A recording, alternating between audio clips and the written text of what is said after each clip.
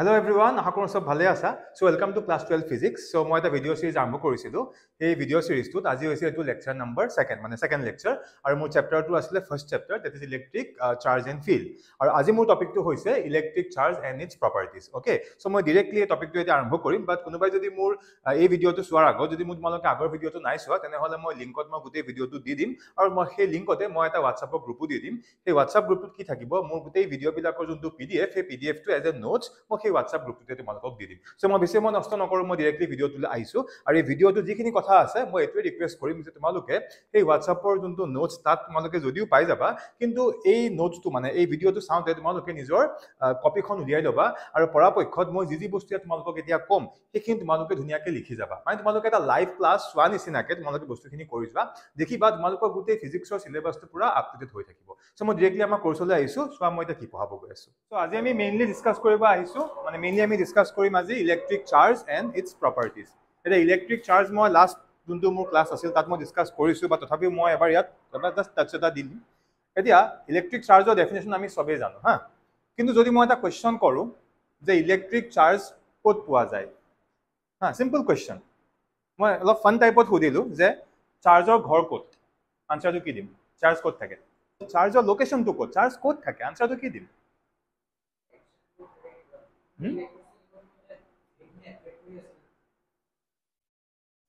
Charge leaves এভৰিৱেৰ। Charge চবতে আছে। কি মোৰ বডিৰ ভিতৰত চাৰ্জ নাই নেকি? মোৰ বডিৰ ভিতৰতো চাৰ্জ আছে, এই অবজেক্টটোৰ ভিতৰতো চাৰ্জ আছে, চবতে চাৰ্জ আছে। চ' এইটো একচুৱেলি কুৱেশ্যনটো এনেকুৱা কুৱেশ্যন কোনেও নুসুধে, বাট তথাপি আমি জনাটো দৰকাৰ। চ' চাৰ্জ ক'ত আছে বুলি ক'লে আমি ক'ব পাৰিম চাৰ্জ কেন ষ্টে এভৰিৱেৰ। বাট যদি আমি ইয়াক প্ৰপাৰলি অকণমান ভিতৰত সোমাই ক'ব বিচাৰোঁ তেনেহ'লে আমি এনেকৈ ক'ব পাৰোঁ যে চাৰ্জ ক'ত থাকে, এটমছত থাকে, হয় নে নহয়? ত' চাৰ্জ ক'ত থাকে? এটমত থাকে। এটম ক'ত থাকে? এটম চবতে আছে। মোৰ গাতো এটম আছে, এই বৰ্ডখনতো এটম আছে, ফেনখনতো এটম আছে, যিকোনো অবজেক্ট চবতে এটম। আল্টিমেটলি যিকোনো অবজেক্ট, যিকোনো ক্ৰিষ্টেল, যিকোনো বস্তু আমি চকুৰে দেখি থকা দেখি নাথাকা চব এটম দিয়ে মানে বনোৱা হৈছে নে নাই? চ' আল্টিমেটলি চাৰ্জ ক'ত আছে? এটমত আছে। যিকোনো অবজেক্ট মানে কি? যিকোনো অবজেক্ট মানে তাত কি আছে? এটম আছে। আৰু যদি আমি এটম এটা ভিতৰত যাওঁ, বহুত বেছি ভিতৰত নোসোমাওঁ, মানে যদি আমি এইটো লেভেলৰ কথা চিন্তা কৰোঁ, এটম মানে কি? নিউক্লিয়াছ, কি প্ৰটন আৰু কি তাৰপিছত এইফালে অৰ্বিটবিলাক আছে কি ইলেক্ট্ৰন, আৰু সেইকেইটাই আমাৰ যোনটো আমি ইমাজিন কৰি লওঁ যোনটো এলিমেণ্টাৰী পাৰ্টিকেলছ হয় নে নহয়, ইলেক্ট্ৰনৰ চাৰ্জ কি নিগেটিভ চাৰ্জ আৰু প্ৰটনৰ চাৰ্জ কি পজিটিভ, আৰু তাত বেলেগ বস্তু আছে বাট ইমান আমি ডিটেইলছত যোৱা নাই। ক্লিয়াৰ হ'ল? মানে চাৰ্জ আল্টিমেটলি কি এটমছবিলাকত আছে। কি কি আছে? ইলেক্ট্ৰনছ, নিগেটিভ চাৰ্জ আৰু প্ৰটন কি পজিটিভ চাৰ্জ। ক্লিয়াৰ হৈছে বস্তুটো? অ'কে, এতিয়া যোনটো ইলেক্ট্ৰিক চাৰ্জৰ ডেফিনেশ্যন আমি অলৰেডি ডিছকাছ কৰি থোৱা আছে, মই এবাৰ আকৌ দেখুৱাই দিছোঁ। এইটো আছিলে ইয়াৰ ডেফিনেশ্যন যে ইলেক্ট্ৰিক চাৰ্জ কি? It is a fundamental property of elementary particles of matter which gives rise to what? Electric force between them. আৰু আমাৰ যোনটো ইলেক্ট্ৰিক চাৰ্জ এইটো সদায় এটা কি স্কেলাৰ কোৱান্টিটি, বিকজ ইয়াৰ কোনো ডিৰেকশ্যন নাইকিয়া, আৰু ইয়াৰ যোনটো SI ইউনিট এইটো হৈছে কুলম। চ' এইখিনিলৈকে আমি চবেই জানো, ইয়ালৈকে কাৰো একো ডাউট বা ইছ্যুজ নাই। এতিয়া আমি ডিছকাছ কৰিব ওলাইছোঁ চাৰ্জৰ এই বেছিক প্ৰপাৰ্টিকেইটা। চাৰ্জৰ 3টা বেছিক প্ৰপাৰ্টি আছে, ভেৰি ভেৰি ইম্পৰ্টেণ্ট। এইকেইটা এতিয়া আমি ওৱান বাই দুটা ডিছকাছ আমি কৰিম। ত' প্ৰথমটো হ'ল এডিটিভিটি অফ চাৰ্জ, ছেকেণ্ডটো কনজাৰ্ভেশ্যন অফ চাৰ্জ, আৰু এই থাৰ্ড যোনটো আমাৰ সেইটো হৈ গ'ল আমাৰ কোৱান্টাইজেশ্যন অফ চাৰ্জ। আচ্ছা, ইয়াৰ ডিটেইলছত যোৱাৰ আগতে মই এটা কথা কওঁ, এই যে ইলেক্ট্ৰিক চাৰ্জ বুলি যে মই কৈছোঁ, এতিয়া চাৰ্জ বুলি কোৱা, চাৰ্জ মিনছ চাৰ্জক আমি এনাৰ্জি বুলিও ক'ব পাৰোঁ।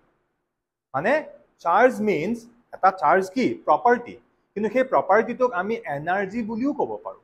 সেইবুলি তোমালোকে এক্সামত লিখি থৈ নাহিবা যে চাৰ্জ মিনছ এনাৰ্জি, তেতিয়া মাৰ্কছ নোপোৱা। কিন্তু মই খালি বুজিবৰ কাৰণে কৈছোঁ।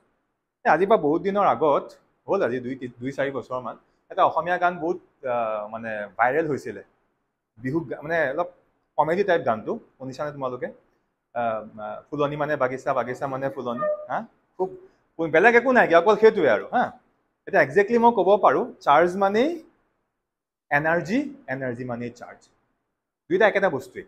এতিয়া মই যে পইণ্টটো ক'লোঁ যে charge means energy, energy means what charge, এইটো মই কিয় ক'লোঁ মই অকণ পিছত কৈ আছোঁ। ঠিক আছে? এতিয়া আমি ওৱান বাই ওৱান ইয়াৰ যিকেইটা প্ৰপাৰ্টি আছে আমি ডিছকাছ কৰিম। চ' প্ৰথম প্ৰপাৰ্টিটো হ'ল এডিটিভিটি অফ চাৰ্জ, এইটো এডিশ্যনৰ পৰা আহিছে। হ'ল কি কৈছে? The additivity of electric charge means that the total charge of a system is algebraic sum day is what is algebraic sum of all the individual charges located at different points inside the system.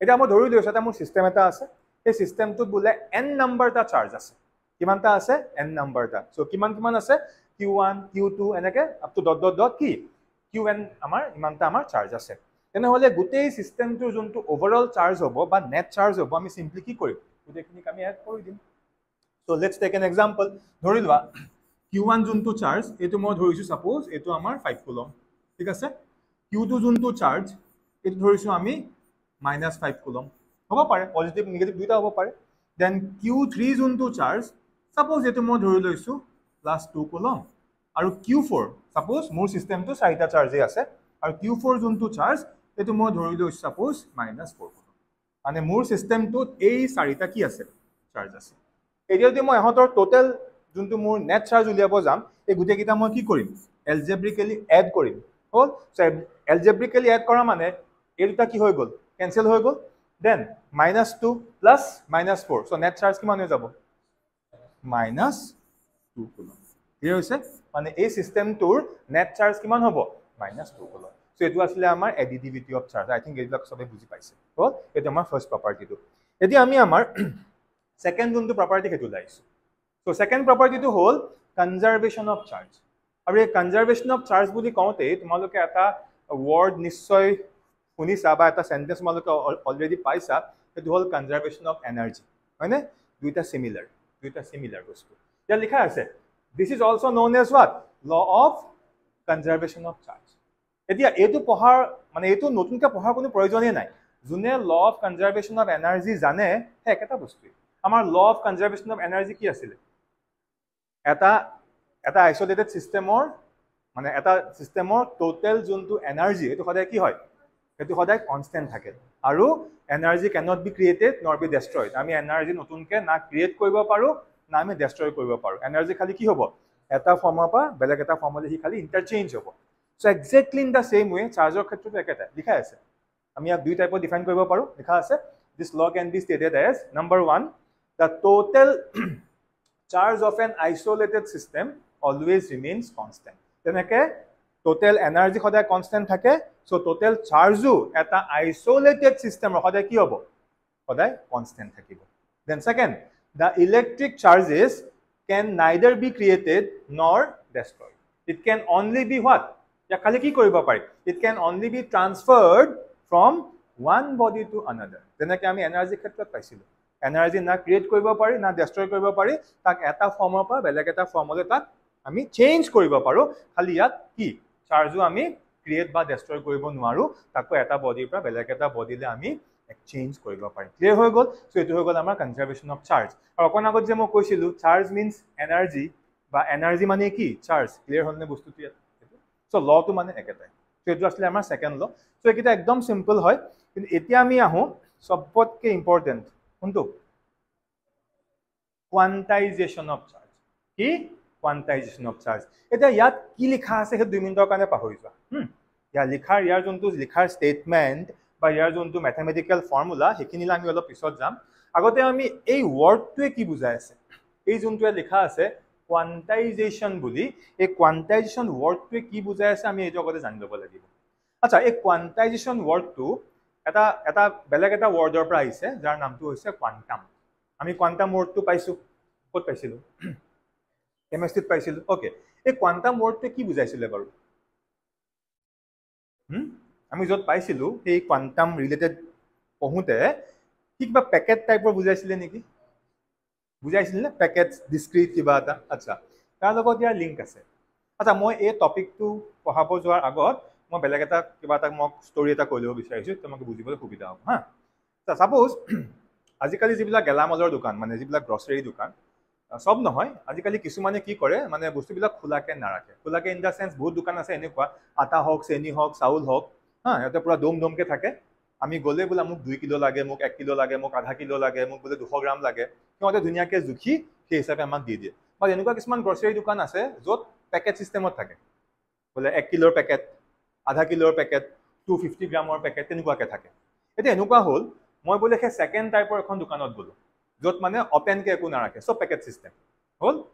Suppose মই চেনি কিনিব গ'লোঁ, এতিয়া সেই দোকানখনত মানে চেনিৰ packet অকল দুটাই আছে, হয় 1 কিলো নহ'লে কি আধা কিলো হ'ল। এতিয়া মই সেই দোকানখনক গৈ ক'লোঁ যে মোক 300 গ্ৰাম চেনি লাগে, কিমান 300 গ্ৰাম মোক চুগাৰ লাগে, চেনি লাগে।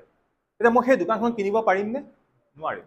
মইতো কোনো অপশ্যন নাইকিয়া, কিয় যে তাত চুগাৰখিনি পেকেট টাইপত ৰখা হৈছে আৰু পেকেটবিলাকৰ কোৱান্টিটি কিমান, হয় 1 কিলোৰ পেকেট বা কি হাফ কিলো মানে 500 গ্ৰামৰ পেকেট। চ' তাত 300 গ্ৰামৰ পেকেট নাই। চ' তেওঁলোকে কেতিয়াও মোক সেই 1 কিলোৰ পৰা 1 কিলোৰ যোনটো পেকেট সেইটো ফালি মোক তাৰ পৰা 300 গ্ৰাম কেতিয়াও নিদিয়ে। হয় মই 500 গ্ৰাম কিনিব লাগিব, নহ'লে মোৰ অপশ্যন কি আছে 1 কিলো কিনিব লাগিব, মই তাত খোলাকে কেতিয়াও নাপাম। চ' একজেক্টলি এই বস্তুটোৱেই এই প্ৰপাৰ্টিটোৰ লগত লিংক আছে। কেনেকৈ লিংক আছে মই ক'ম। মানে চাৰ্জ যেতিয়া এটা বডিৰ পৰা বেলেগ এটা বডিলৈ যাব, সিও সেই পেকেট হিচাপে যাব। মানে এজ এ হোল যিমান আছিলে, মই অলপ পিছত আৰু ভালকৈ বুজাই দিম, এজ এ হোল সিমানেই যাব। যিমান আছিল বোলে ইয়াত ইমানখিনি চাৰ্জ আছে, ইমান এমাউণ্ট চাৰ্জ আছে, ইয়াৰ পৰা বোলে মোক গোটেইখিনি নালাগে, ইয়াৰ যিমানখিনি চাৰ্জ আছিলে এটা 25% মই লৈ যাম, নহ'ব। এজ এ হোল যিমানখিনি আছে সিমানখিনিয়ে যাব। এইটো বস্তু অলপমান আৰু বেলেগ টাইপত বুজাইছোঁ হা। ছাপ'জ মই ৰুমটোত পঢ়াই আছোঁ, হ'ল এতিয়া মোক বোলে এই ৰুমটোৰ বাহিৰৰ পৰা কোনোবাই মোক মাতি আছে, য়েছ বাৰে বাৰে মাতি আছে। এতিয়া মোৰ এটা অপশ্যন দুটাই আছে, হয় মই ৰুমটোতেই থাকিম বা নহ'লে মোকনো কোনে মাতিছে চাওঁ বুলি মই ৰুমটোৰ পৰা বাহিৰলৈ গুচি যাম আৰু মই যোনে মোক মাতি আছে মই তেওঁক এটেণ্ড কৰিম। এইটোৱে হ'ব, হয় মই ইয়াত থাকিম নহ'লে মই বাহিৰলৈ যাম। কিন্তু এইটো হ'ব পাৰিব নেকি যে এটা কাম কৰোঁ, এই ক্লাছটোতো মই থাকিব লাগিব, মোক কোনোবাই বাহিৰতো মাতি আছে, বোলে কটাৰী এখন আনিলোঁ, দা এখন আনিলোঁ, দে কাটি দে ইয়াতে হা, মোৰ বোলে তলৰ পাৰ্টটো ইয়াত খাৰা হৈ আছে আৰু ওপৰৰ পাৰ্টটো বোলে গৈ তাত কোন আহিছে চাই আছে। এইটো পচিবল হ'ব জানো? নহয়। সেইটো আমি কৰিব পাৰিমনে? নোৱাৰোঁ। য়েছ, মানে আল্টিমেটলি মই গোটেই মানুহজনেই যাম, মোৰ কোনোবা এটা ফ্ৰেকশ্যন যাব পাৰিব জানো? নোৱাৰে। এজ এ হোল মই গোটেই মানুহজন যাম বা গোটেই মানুহজন ইয়াত থাকিম, এনেকুৱা কেতিয়াও হ'ব নোৱাৰে যে মই এই পাৰ্চনজনৰ বোলে 75% ইয়াত থাকিলোঁ, কোন আহিছে দুৱাৰখন খুলি চাওক বুলি বোলে হাতখন মই দিলোঁ কাটি, হাতখন বোলে গুচি গ'ল, দুৱাৰখন বোলে খুলিছে, এইটো হ'ব জানো? নহয়। মানে ফ্ৰেকশ্যনত চাৰ্জ যাবনে? নাযায়। সদায় ইণ্টিগ্ৰেল মাল্টিপল, সদায় সি এজ এ মানে কমপ্লিট পেকেট হিচাপে যাব।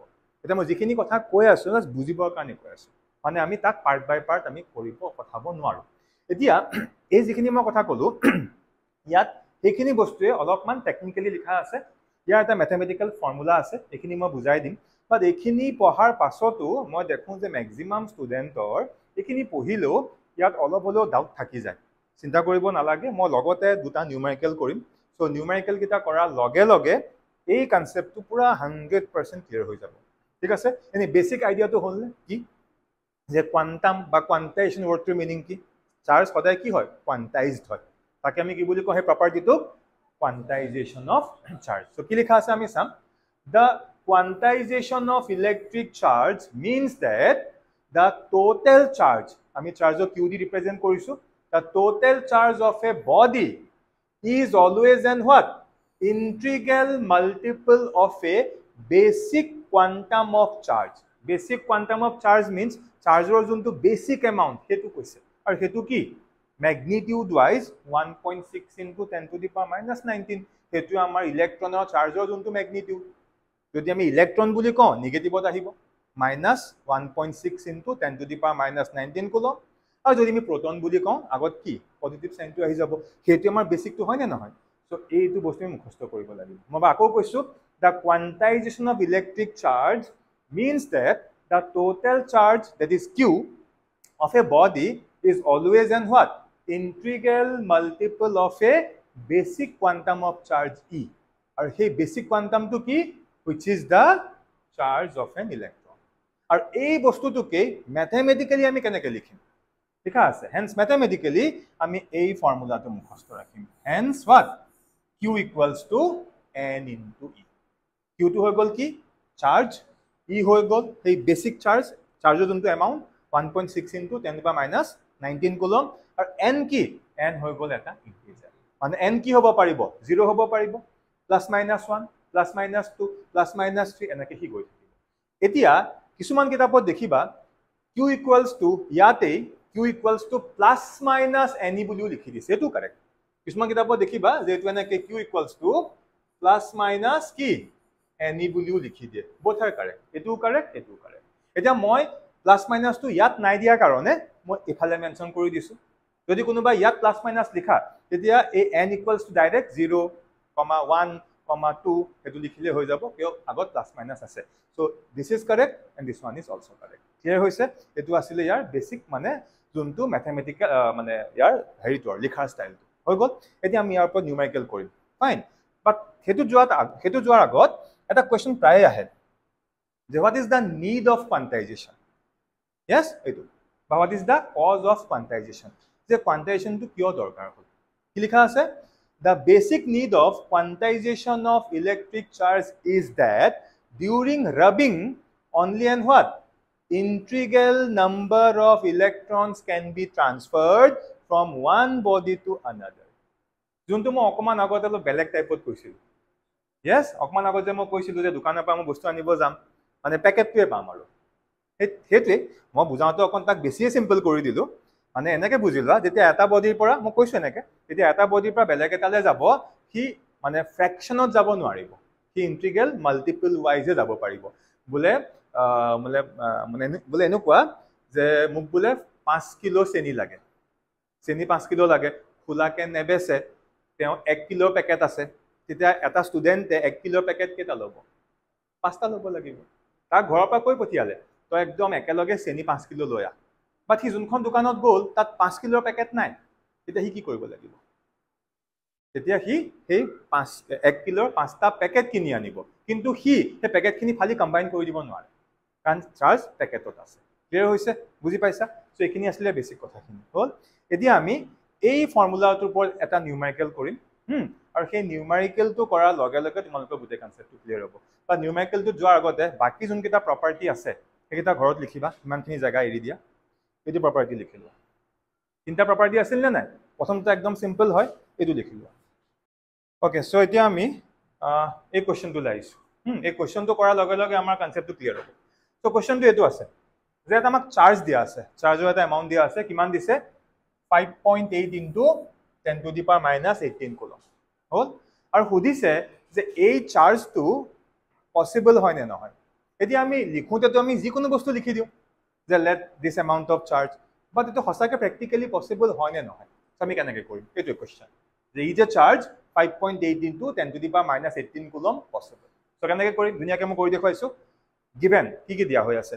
আমাক চাৰ্জটো দিয়া হৈ আছে এটো and according to that formula আমি জানো যে ইয়াত e ভ্যালুটো আহিব হল আৰু ইয়াত আমি e কি ম্যাগনিটিউড লৈছো সেই কাৰণে মই আগত প্লাস মাইনাস একো দিয়া নাই সো e ম্যাগনিটিউড কিমান 1.6 into 10 to the power minus 19 coulomb হল এতিয়া আমি according to the quantization of charge concept আমি এই ফৰ্মুলা জানো we know q equals to what q equals to any এটো লিখিব লাগিব where n equals to 0 বা plus minus 1 plus minus 2 it will go like this এটা from this আমি ইয়াৰ পৰা n equals to q by লিখিম next step n equals to q জায়গাত কি লিখিলো যোনটো ভ্যালু আমাক দি থোৱা আছে e জায়গাত কি লিখিলো ভ্যালু আমি জানো 1.6 into কিমান ভ্যালু আছে এতিয়া যদি আমি এটো ক্যালকুলেট কৰো আমি n ৰ ভ্যালু এইটো পাই গলো কিমান পালো 36.2 এতিয়া এটো এটা ফ্র্যাকশন নে ইন্টিজাৰ ফ্ৰ্যাকশন আহি গল কিন্তু n কেতিয়াবা ফ্ৰ্যাকশন হ'ব পাৰিব নে নোৱাৰে মানে এই চাৰ্জটো পসিবল হ'ব নে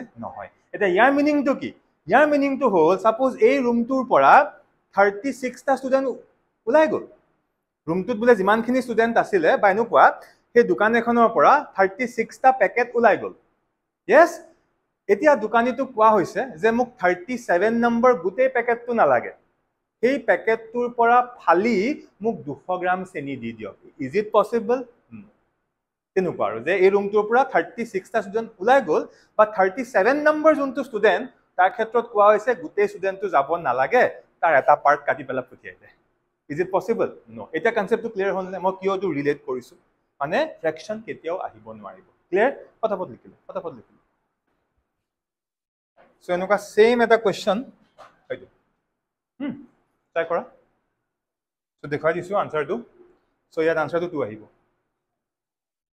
সেম প্ৰসেস কিয় আমাক দিয়া হৈ আছে ই ভ্যালু আমি জানো, ফৰ্মুলা আমি জানো, ক্যালকুলেট কৰি ইয়াত গম পাই গলো এই যোনটো ইন্টিজাৰ এবাৰ এটো আমি এটা পাৰফেক্ট ইন্টিজাৰ পাই গলো কিমান 2 ফ্ৰেকশন নাই মানে এই চাৰ্জটো কি পসিবল এটা এন্ট্ৰেন্সত ইয়াৰ ওপৰত কোৱেশ্চন আহে কেনেকৈ আহে আমাক কেটামান চাৰ্জ দি দিব চাৰিটা বলে এটা এটো দিলে আৰু কেটামান এনেকুৱা দিলে যাৰ ভ্যালুটো কি আহিছে ইন্টিজাৰত আহিছে আৰু খুদিব out of this 4 which charge is possible তেতিয়া আমি এই ফৰ্মুলা এপ্লাই কৰি একদম ইনস্ট্যান্টলি আমি কৰি দিব লাগিব তা কিমান ইজি বস্তু কিন্তু ইয়াৰ ওপৰতো এন্ট্ৰেন্সত কোৱেশ্চন কিন্তু এৰিয়া দিয়ে আমি ইয়াৰ পৰা মানে এপ্ৰোচ কৰিব লাগিব হৈ গল সো এটো আসলে আমাৰ কোয়ান্টাইজেশন অফ চাৰ্জ মানে আমাৰ চাৰ্জ এন্ড ইটস প্ৰপাৰ্টিজ যোনটো এনসিআৰটিৰ মতে যোনটো আমাৰ ফাৰ্স্ট যোনটো আমাৰ টপিক এটো আমাৰ হৈ গৈছে